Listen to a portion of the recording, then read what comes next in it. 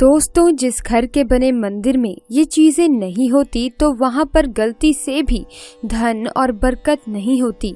व्यक्ति का धनी होने का ख्वाब अधूरा रह जाता है। अगर बनना है माला माल तो घर के बने मंदिर में ये चीजें जरूर रखें।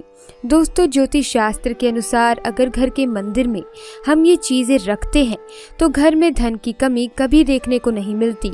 आज हम 4 चीजों के बारे में बताएंगे जिसे अगर आप अपने घर के मंदिर में रखते हैं तो घर में हमेशा सुख शांति बनी रहती है और भरपूर पैसा आता रहता है।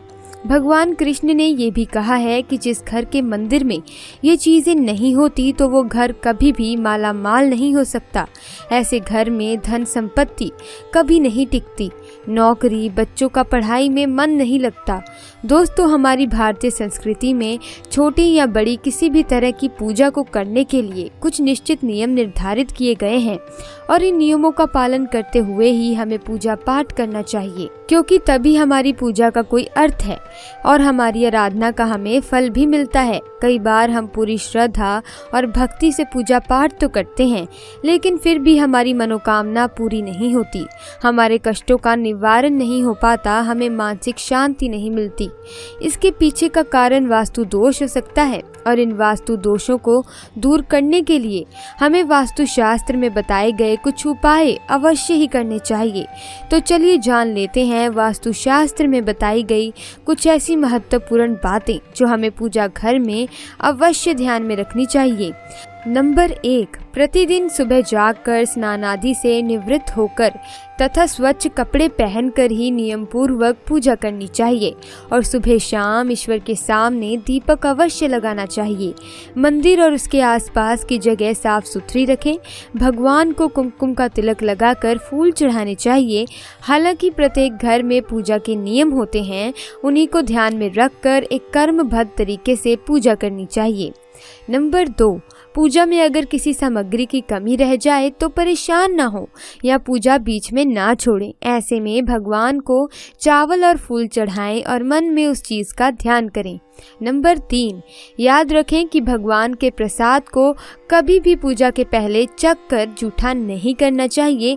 साथ ही भगवान पर चढ़ाए जाने वाले फूलों को या फिर धूप अगरबत्ती तथा किसी अन्य पूजा सामग्री को सूंघ कर नहीं देखना चाहिए। ये शास्त्र की दृष्टि से अनुचित माना गया है। नंबर 4, अक्सर लोग ऐसे होते हैं जो अपने मंदिर में कई दिनों का कचरा रख लेते हैं, जैसे कि बासी फूल, अगरबत्ती के पुराने डिब्बे, देसी घी का खाली डिब्बा और मंदिर में बिछा हुआ पुराना कपड़ा। इन चीज़ों पर ध्यान ही नहीं देते और इसी वजह से उस व्यक्ति को सीधे तौर पर बहुत जल्द गरीबी अपना शिकार बना लेती हैं। वो घर कंगाल हो जाता है और देवी देवता भी उस घर में नहीं रहते। इसीलिए इन चीज़ों पर ध्यान दें और धन की देवी महालक्ष्मी को प्रसन्न करें। नंबर 5, पूजा करते समय सबसे पहले तो ये बात ध्यान में रखें कि आपका मंदिर ईशान कोण में यानी कि उत्तर पूर्व दिशा में ही होना चाहिए, तभी आपको आपकी पूजा का संपूर्ण फल प्राप्त होगा। आपको इस बात का ज्ञान अवश्य होना चाहिए। आपके मंदिर में वास्तु के अनुसार पूजा घर पर एक ही भगवान की केवल एक ही तस्वीर होनी चाहिए। एक भगवान की 2-2 तस्वीरें ना रखें, इसे बहुत ही अशुभ माना जाता है। वास्तु के अनुसार पूजा घर में भगवान की फोटो के अलावा किसी गुरु या पूर्वज की तस्वीरें कभी न लगाएं। इससे घर में नकारात्मक ऊर्जा का वास हो जाता है, इसीलिए ये गलती करने से बचें। आइए अब जानते हैं कि हमारे पूजा घर में कौन सी 4 चीज़ें अवश्य होनी चाहिए। अगर आप भी धन से माला माल होना चाहते हैं तो घर में बने मंदिर में ये चीज़ें ज़रूर रखें। नंबर 1, शंख। ज्योतिष शास्त्र के अनुसार घर के बने मंदिर में अगर आप शंख रखते हैं तो घर में हमेशा बरकत बनी रहती है। ऐसा करने से सोना चांदी और ढेर सारा धन मिलता है। इसके अलावा कारोबार में बरकत होती रहती है। इसीलिए घर के बने मंदिर में शंख जरूर होना चाहिए, क्योंकि जिस घर में शंख होता है वहाँ पर माता लक्ष्मी जरूर वास करती हैं। नंबर 2, गंगा जल। हमारे शास्त्रों में गंगा जल को अत्यंत पवित्र माना गया है, इसीलिए पूजा घर में गंगा जल का होना अत्यंत आवश्यक है। गंगा नदी सभी पापों को नष्ट करने वाली तथा सभी व्याधियों का नाश करने वाली है।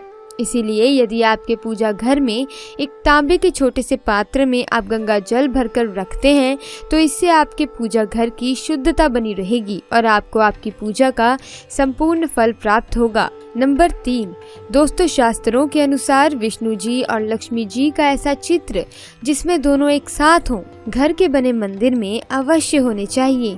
कई लोग अपने मंदिर में लक्ष्मी जी की मूर्ति तो रख लेते हैं लेकिन लक्ष्मी नारायण का चित्र या मूर्ति नहीं रखते। ऐसी मूर्ति या चित्र केवल खास मौकों पर ही लगाते हैं, लेकिन ज्योतिष शास्त्र के अनुसार लक्ष्मी नारायण का चित्र या मूर्ति और गणेश और लक्ष्मी जी की मूर्ति को हमें घर के बने मंदिर में हमेशा रखना चाहिए और नियमित पूजा पाठ करना चाहिए, क्योंकि ये धन के देवता हैं। लक्ष्मी नारायण का चित्र या मूर्ति अगर हम अपने घर के बने मंदिर में रखते हैं तो इससे बरकत और कारोबार में मुनाफा होता रहता है, घर में खुशियां आती हैं, पैसों की कोई भी कमी नहीं रहती।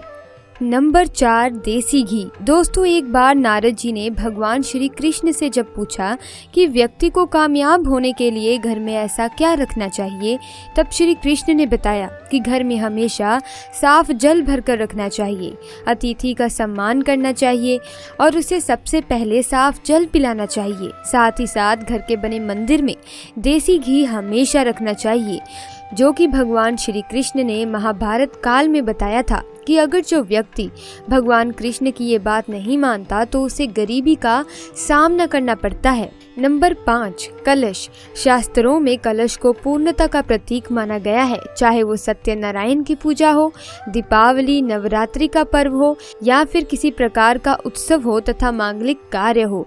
कलश की स्थापना किए बिना सब अधूरा माना गया है।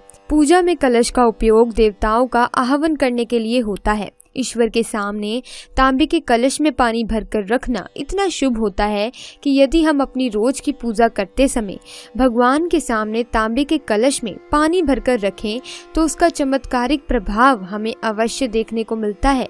इसीलिए मुख्य रूप से तांबे के कलश का उपयोग करें। इसके अलावा किसी भी शुभ मुहूर्त या त्योहार पर अब जब भी पूजा करें तो कलश पर कुमकुम से स्वास्तिक चिन्ह बनाकर उस पर चावल लगाएं और मौली बांध दें।